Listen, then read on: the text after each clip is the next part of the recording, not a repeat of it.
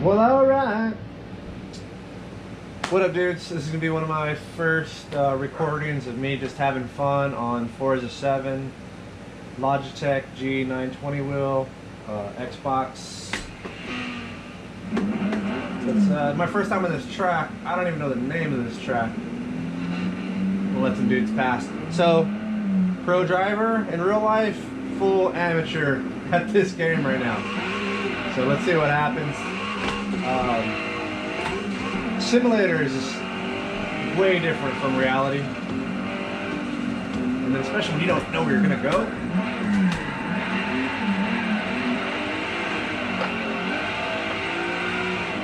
So I gotta learn this track as long as kind of learning how to drive in a simulator. And definitely, I feel like I take a real approach to a lot of this, where I'm seeing some of these guys in the game. Man, they're tearing it up. I don't know. I mean, I'm sure I will eventually get to that skill level, but it's not something I think that I would do in a real car. Some of these guys and their crazy backies, and I've even seen a guy 360 into like a full drift, even like a full-on kickflip rollover using the grass. I don't know. I've seen some wild things. So I'm just getting used to everything that's happening in this simulator right now. So I'm used to driving a, you know, such a 1,000 horsepower car, but everything that's happening in this game is so different. In reality, I would have a lot of feedback in my butt and my back from the seat, and I would be able to feel the G-forces in the car. I'd be able to tell what my rear wheel speed is, how much different it is from the front. So right now all I can rely on is looking forward and the sound from the TV. So I usually kind of either turn it way up, or actually I think earphones help the best. Forza recently did this update, I don't know how recent, maybe a year or two, but where the screen actually moves while you're drifting. Because before it was just locked, and that was terrible for me.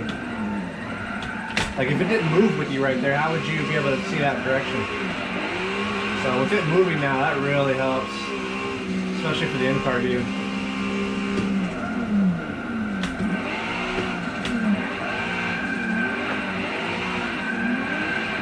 So this car is a Mazda RX-7 FC3S. It's got the 2J motor in it, about 400 horsepower.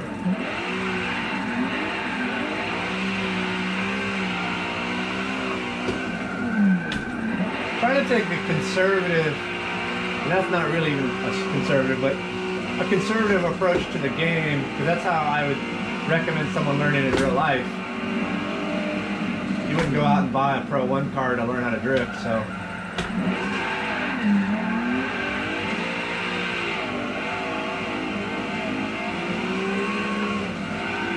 The Manji, even that helps just to acclimate yourself to the wheel.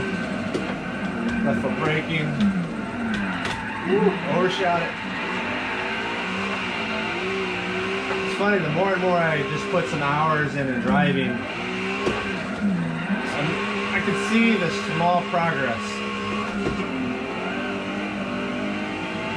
One of the things I am already noticing is how much I'm on rev limiter and not feathering the gas. And I think that has to do with the gas, basically, you know, it's a video game, but the sweep of the pedal, I think if it were overhung or downhung, or whatever the hell you want to call it, that's talking too much.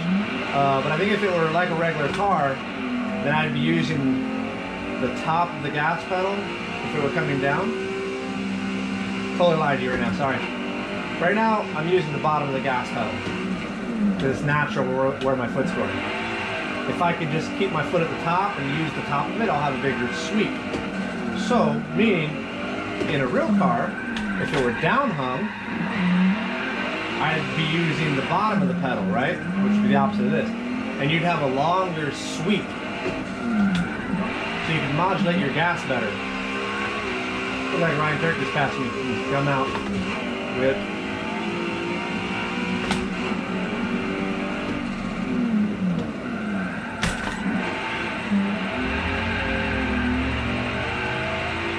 track's pretty narrow. I feel like this entire game, everything about it's really narrow. Like when I go to Atlanta, I've driven, man, hundreds of laps at Atlanta. And as far as it's, you know, the video game, it looks great and amazing, but I feel like the track is way too narrow and just too small for what's happening.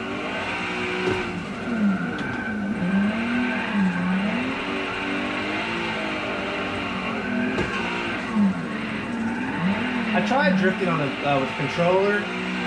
I couldn't get my fingers to work with having a clutch. With Forza, you can do it to where it's automatic, where you can shift, but it clutches for you. But then you don't have a clutch kick e-brake, or you can't clutch in when you want to slow your wheel speed down. So being able to do it with all this helps a lot. And funny enough, I was using this paddle for an e-brake at first. It was just terrible. Terrible, terrible, terrible. Now having this e-brake here that I set up with a button, I have that in a separate video, you can check it out. Really basic, but man, has it helped.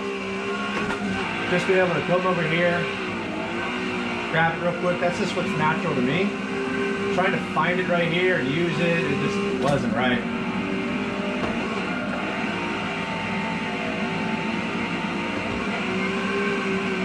So here's this hairpin that I keep messing up. And so I think for me, judging the speed that's happening as I'm coming in, is just difficult. Everything in the game looks way slower to me. So I think I need to go faster, but when I look at the miles per hour, we're already doing 100 almost, 95. So trying to adapt to that and not having the feedback, that's really the tough part.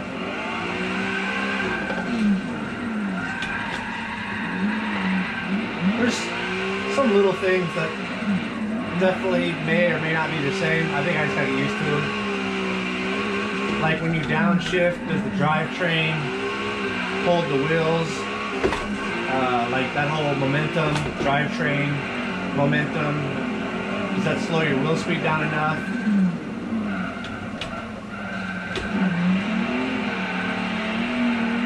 You know, you can drop a gear, it'll slow your wheel speed down. I don't know if it's doing it the same in the game.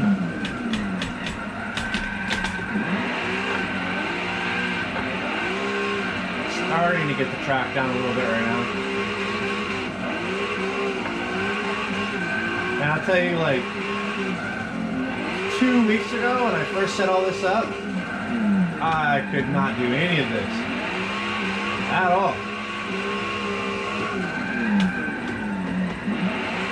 So I've probably got over 100 laps in now of different tracks, different areas. Just practice, man. Just practice, practice, practice. I know I'm not doing great right now. There's a lot of people who are way, way, way better. This is good for me. Some big monges.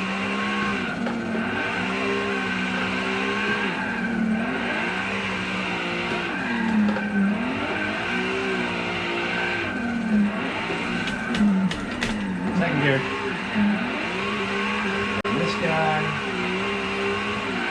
Wait for it to pick third. Come on! With that, with that. Here's that big section. Not enough power to drift the whole thing. Alright, we got a couple mondies in here. I'm just following this guy right off the track. Oh man.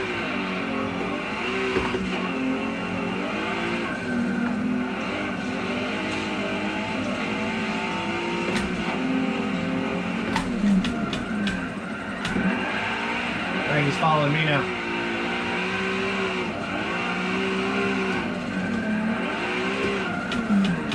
Second gear. Come on. Come on.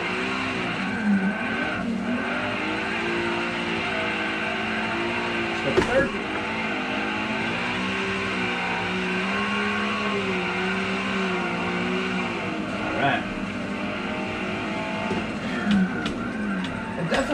depth perception is hard in a video game, right?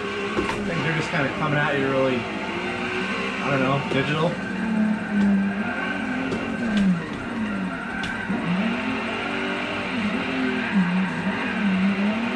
I find myself using the clutch way more in this game than I do in real life. It's almost like I'm using it like a secondary gas pedal.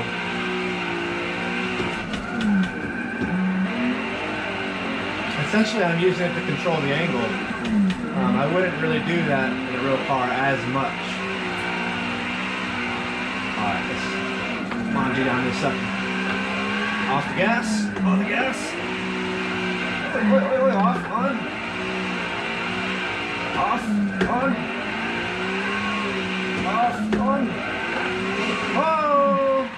Sorry, bro. That guy wasn't down me, manji. Move! Out the way! Woo! Let's see if we can get up in here.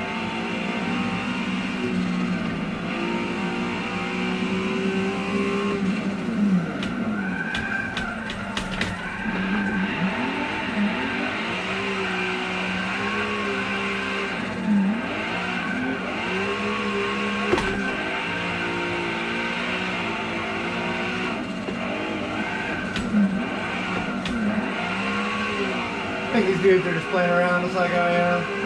Not really sure what they want to do. They're just filling it out and practicing. So probably for the next month or two, if you've made it this far in the video, I'll be putting up a few of these on YouTube. Maybe I'll get into this more. It's definitely really interesting to learn something new, but have a lot of knowledge on how it should work, right? They have all the knowledge, just filling it out on what's actually happening here.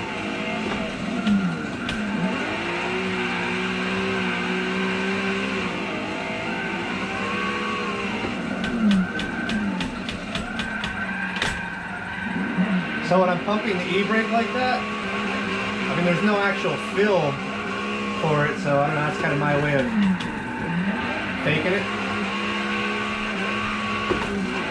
Because it's just a button in there, it's just on and off. As soon as I pull it back a little bit, the e-brake's engaged. Some left foot braking, or well, right foot braking there. Clutch in, right foot brake.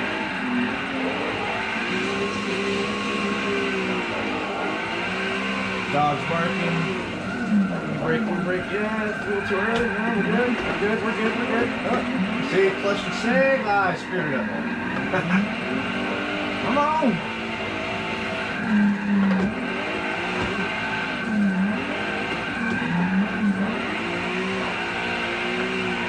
E-brake to stretch. Back on the gas, off the clutch.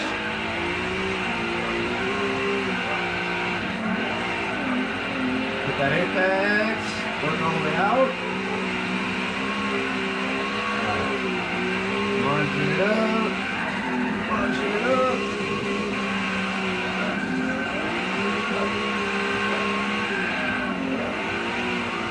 Here's that dude again. He went way wide.